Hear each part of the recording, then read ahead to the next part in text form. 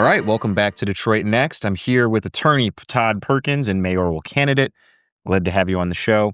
Well, thank you for having me. How you doing? I'm good. I see you all over the place doing your thing, and I'm glad to be on. All right. Well, last time you spoke to the Detroit Next crew was on Mackinac during the Mackinac Policy Conference. Right. What have you been hearing since then from Detroiters, from people that you're talking to about your campaign? Well, what I am hearing is, the treatment that I received. One of the things that was disturbing about the whole process was I should have been there at Mackinac. And I'm not here to cry over spilled milk, but I can't leave that stone unturned. And even in this particular your organization, part of them were hosted there. I couldn't even get an acknowledgement that I wasn't even in the room, and that was disappointing. But it actually has been fuel to the campaign because this is a campaign that's going to be won by people from the streets. The people are going to speak as to who wins, and not the corporations. So that much has, a little bit of martyrdom in there. But again, it's something that we've used that as fuel and use it as energy, and it is paid off exponentially. All right. Well, we know that elections, especially in the city of Detroit, can sometimes become popularity contests. hmm How are you talking to people about avoiding that? And how are you talking about your qualifications? Essentially, you're an attorney, you have that experience. Why does Detroit need an attorney at the helm in the mayor's office right now? I mean, it almost seems like that's a rhetorical question because I would just say you do need an attorney, particularly in a time where we're dealing with potentially constitutionally challenged times, but also all the agreements that come through an office. It's no secret as to some of the success that you've seen from Mr. Duggan or Mayor Duggan has been because of his skill and his skill set and being an attorney. And I think that is absolutely important when you get to the table and you're negotiating agreements, understanding that you're not going to be the person as mayor to do everything, but to have that innate knowledge and that intuitive knowledge as it relates to things that happen and come across your desk, you're going to know where to go and how to direct people instead of having to ask people what to do. You mentioned the negotiation part of it. What Mhm. are some of those big fights that if elected, you'll be up against right away as mayor? Well, one of the things I want to change as mayor, I want to deal with the unions more. Um, I won't say that the city has been dishonest in their dealings with the unions, but I want to be more upfront and forthright. I want to deal with them in a proactive way rather than them having to extend contracts that have expired because it takes, there's an element of morale there. I think if you let people know and you're transparent in what you do, it's worked in the practice of law. It works in life. And I think it will work in business and in business for the city as far as inspiring people to give a little bit more because it's important to the city. So that's one aspect of it. There's a lot of other areas that we have to look at contracts that have been made, agreements that have been made that have taken power away from the city. So all of those things I want to look at. When you mention those agreements that have taken power away from the city, can you be a little specific here? Well, I mean, look at the bankruptcy that we had. The bankruptcy essentially gutted Detroit from a revenue perspective in order to pay off debts that the city had accumulated over years. That would be the general topical thing that people would say. And we don't control or it's Huntington Place today. We don't have the revenue from the tunnel. We don't have the Detroit Zoo. We don't control the DIA. And it seems as though every time the city of Detroit gets involved in an authority, it loses power. It loses an ability to monetize things. Belle Isle. So those are the things that I would like to look at, and some of those agreements I want to engage the idea of renegotiating. And so looking at those contracts and looking at those agreements, looking at what we're at in the bankruptcy, because we should be out of oversight fairly soon, and we're up and running, and let's continue this running and continue that momentum. Let's stick on this thread of the authorities and the hmm relationship we have to them. Yes. What would you say needs to be kind of the legally binding relationship between the city of Detroit and some of these authorities, like the Detroit Land Bank Authority, like hmm the Riverfront Conservancy? hmm How do you want that relationship to look if elected? Well, first and foremost, I want it to help Detroiters first. I am pro Detroit. I'm not anti anything, but I am pro-Detroit. And to the extent someone feels me as being anti-them, it just means that their interests don't lie with me as being pro-Detroit. So in that situation, they can call it what they want to call it. It's going to be a different kind of perspective and a different kind of look for each different authority. It's not a one-size-fits-all mentality and an approach to each, authority, whether it be the Conservancy. The Conservancy does something as far as, what we can credit them is we are the number one waterfront in the country. And so we can give them that credit. And, what I looked at and having been in Mackinac and learned a lot about some of the inner workings of that Conservancy is that, some of the people that are involved, the nonprofits, are spin down organizations. So we have to get as much as we can from the Wilson Foundation because it's a spin down organization. And we want to get as much to the benefit of Detroiters. And also, I have a mentality. People who might be anti-Detroit is foolish, especially if you're in the state of Michigan, because you got to believe so goes Detroit, so goes the state of Michigan.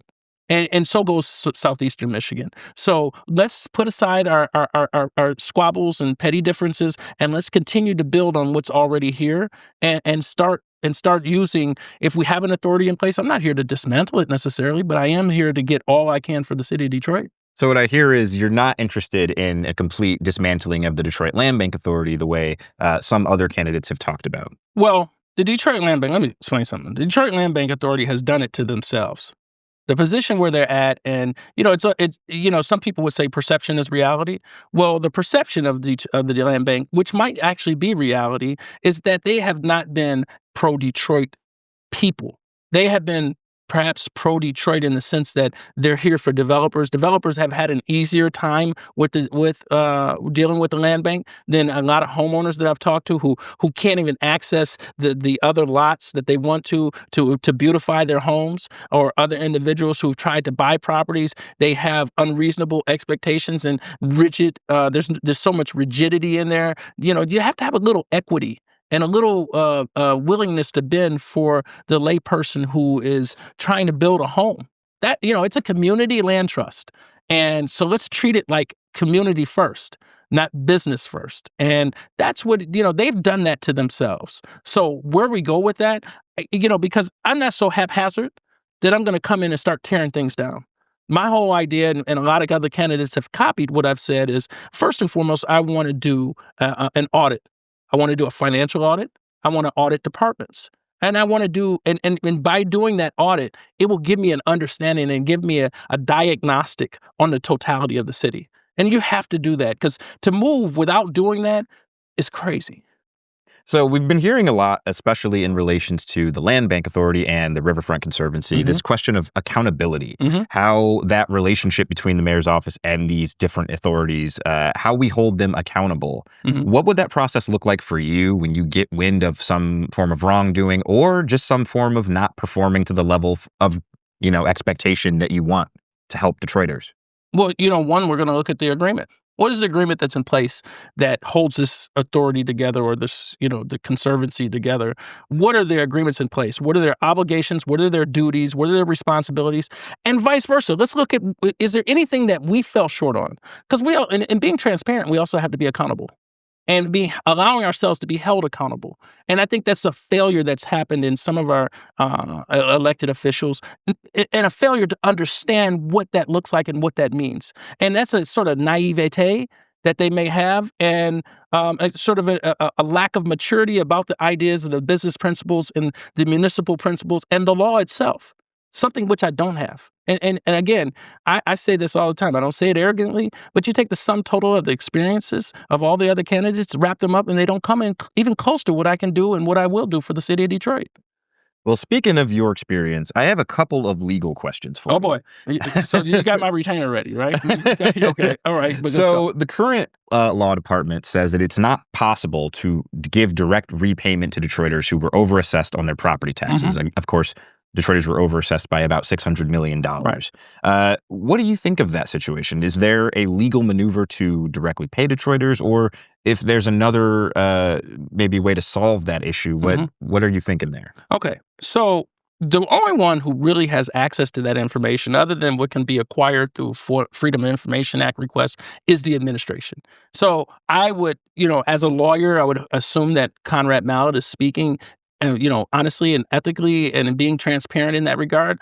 And, you can also look at our balance sheet. We have $1.5 billion discretionary budget, all of which we need to continue to, at that very, at least that much, beyond before the grant writing that comes in and everything like that, to run and operate the city. There's not $600 million there. I don't think it takes a rocket scientist to know that. But I do believe that one thing about it is, let's deal with the human component. And we as people and we as Detroiters and, a lot of people are always willing to be, they're forgiving. We are a forgiving city. We have, we are, I call us the land of second chances. We've seen a lot of people who've fallen and we've been there to pick them up. And if they want to be picked up, and once, twice, thrice.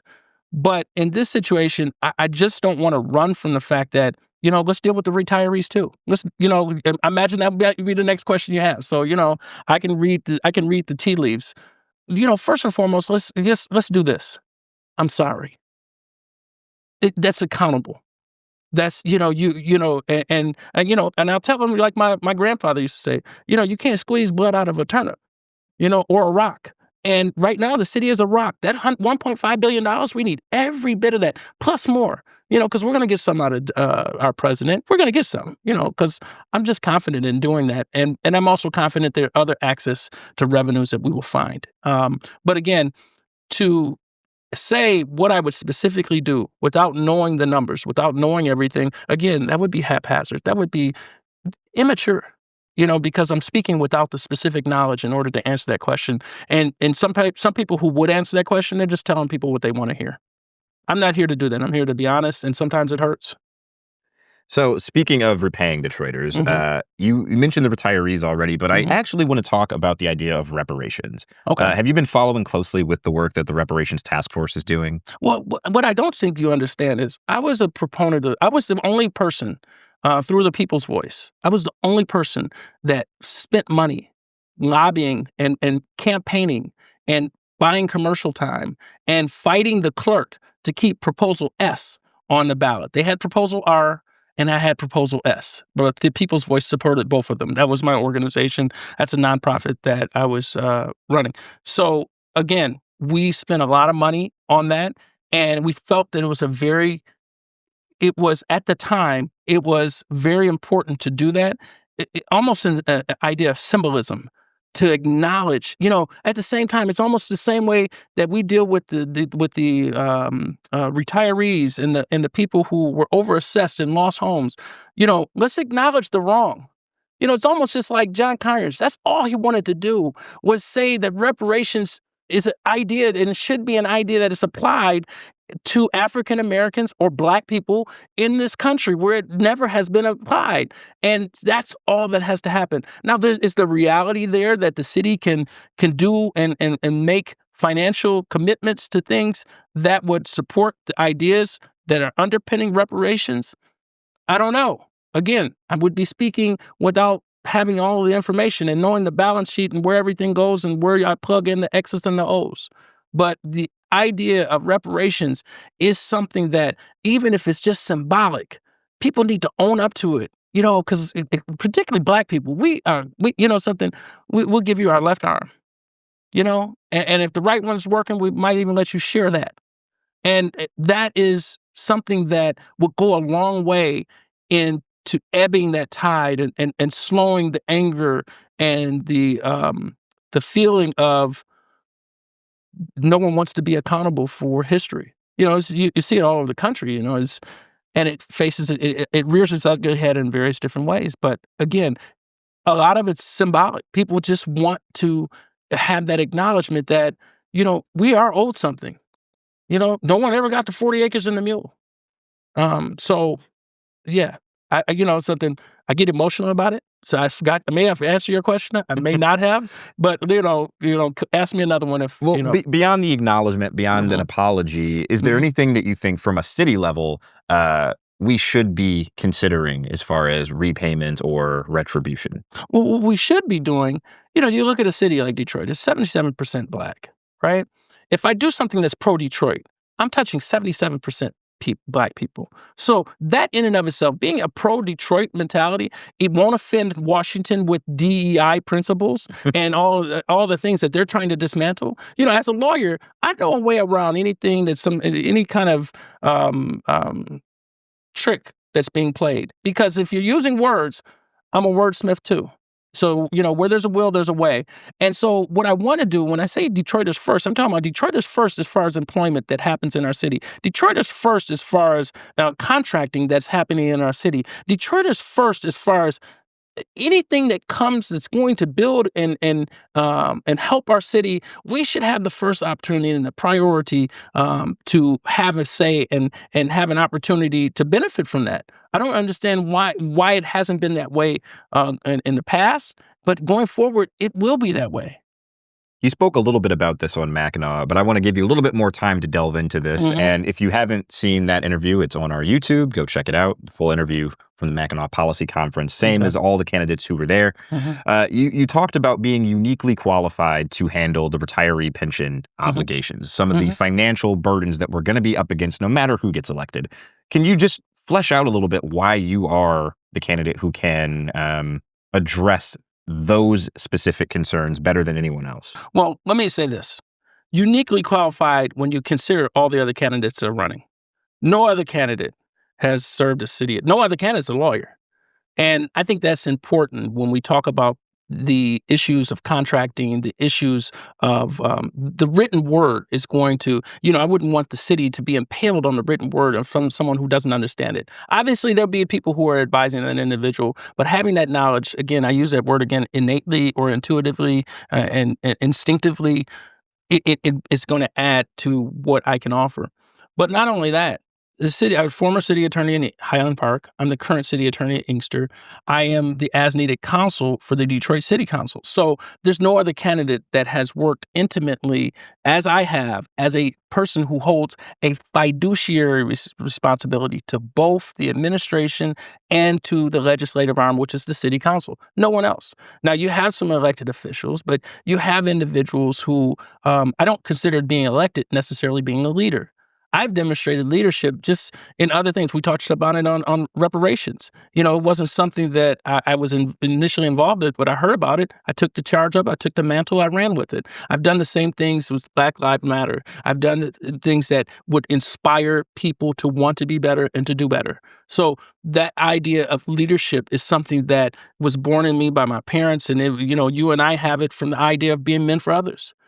So again, having that unique knowledge and having that, I won't call it unique. It's specific and unique to this pact that we're in. The other individuals do not have that. They don't have an only self-made CEO. I built something from nothing, and we'll be able to do it again. Not that the city of Detroit is nothing. I'm talking about in business, in any aspect. I understand what it takes as a CEO to make the difficult decisions. And a lot of times, what I look at is some of the people who are in the race are individuals that have had a platform that they're just expanding.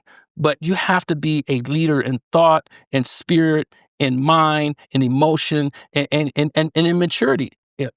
Maturity, not immaturity, but also in humility. It only happens with the confluence of all those things working that you're going to have an effective leader. So there's no one who has. And I said that earlier, and I don't mean it arrogantly. I just mean it confidently, and I mean it objectively. Doesn't have what I have to offer the city of Detroit. And that's why I'm here. All right. Well, I only have one more question for Yes. you. You're trailing in the polls, and some Mhm. people, by the time this interview airs, will have already cast their absentee votes. Mhm. There's a lot of people who are still left undecided. Right. So, what is your message to them, people who are kind of maybe waiting for one candidate to emerge or Mhm. have that one moment that makes them feel that's the one? Right. What is your message to them, and why should people be voting for you as opposed to people who are higher up in the polls who are seen as the more likely candidates to Right. make it past the primary? Well, nothing is likely in this event, and nothing is um, it's not something that we've seen. This is a unique election. Every election is unique. The very fact that no one has, or I don't believe no one has, I believe that I have separated myself in a lot of ways. The very fact that not getting on certain platforms or invited has created a murmuring in the crowds, and it has created a groundswell in the crowds. I don't necessarily trust a lot of the polling. And, particularly if you're looking at polling, and this is not just sour grapes at all. I can't be that person. I preach against it, so I'm not going to be that person. But what I will say is, if you're using polling, particularly if you're using polling from 2021, let's look at what we have. We have a declining constituent base voting over the years because a lot of people felt it was a foregone conclusion that Mr. Duggan was going to win. And that's why you don't have the turnout that you do. And so if you're looking at looking at people who voted in the last election, not only that, the last election, we were shrouded in the idea, or not the idea, the reality of the pandemic. So you saw some decline in that particular area. And so you're also looking at individuals, and what we're looking at, and we're touching upon people who've never voted. We're looking for those individuals. Voting starts that I believe you can, I want the people to recognize that they can go register to vote, I believe up until July 21st in order to vote August 5th. You're speaking of the absentee ballots that are going out, I think on Monday, and people will have voted. I would say to you all, get this video out as soon as you can. Yeah, so then people will see it before they vote. But again, I tell people, look and check my record. Check our websites, check what they say. And what you leave sometimes, and I think when you leave a lot of these candidates, you leave with sometimes a certain sense of emptiness or vagaries that exist. And people speak topically and they talk in platitudes, and there's nothing detailed. Like you and I can go on and on about this. It's just, not that I have all of the facts, all the information, but I know where the knowledge is buried. And I know how to mine that knowledge. And the thing is, I'm very upfront about the things I do know and I don't know. But having studied this long before the idea of casting my name as a candidate, I wanted to be prepared because the city of Detroit deserves that. We are at, I don't say Detroit, we've come a long way, especially when you look at the Midwesterner that says we're the second least favorable city in America to raise a family. We've come some distance, and we've held the dam from breaking, and that's where we're at. And now you need a leader who understands what we're up against. You need a leader who's demonstrated themselves. I've been in distressed cities for quite some time, and those are cities that I represent as city attorney. But I've represented cities throughout and municipalities throughout this entire southeastern Michigan, and it has been something that's been. It's a great piece of work to be able to help cities, particularly the ones that are under distress. And that's what you have to do. But check the records and listen to what they're saying, and listen listen to whether or not you're inspired by what they say. But you don't want to vote because people have popular political names or just popular names. You don't want to do that because our vote is too important. I was sitting on a lady's porch last weekend when I was knocking doors, and she says, a lot of people cast their vote and they don't know how important their vote is because they don't do any research. And we proceeded to I was supposed to walk a whole neighborhood, but my team did.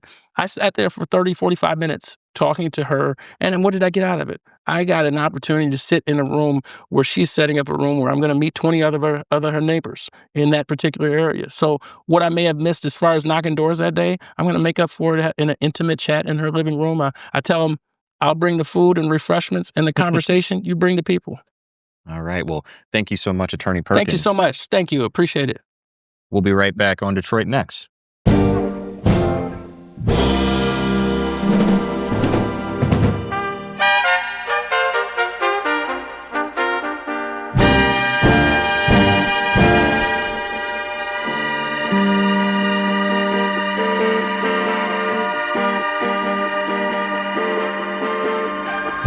Detroit Next is a community-led project from Bridge Detroit and Detroit is Different, which means that we can't do this work without you. We need your support.